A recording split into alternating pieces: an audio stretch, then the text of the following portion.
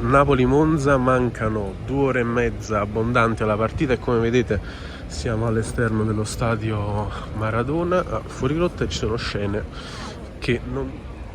non si vedevano da un bel po', ovvero tanta gente, persone in fila in attesa all'esterno dell'apertura dei cancelli, e rispetto a quanto abbiamo visto a Napoli-Cagliari, Napoli-Frosinone, c'è sicuramente il ritorno di tantissimi tifosi al Maradona che evidentemente hanno approfittato dei giorni natalizi e festivi per seguire in massa la squadra partenopea contro il Monza. Non ci sarà il sold out, ma sono numeri quasi da sold out, e si spera aria positiva anche dopo la partita, con il risultato ovviamente che il Napoli deve assolutamente centrare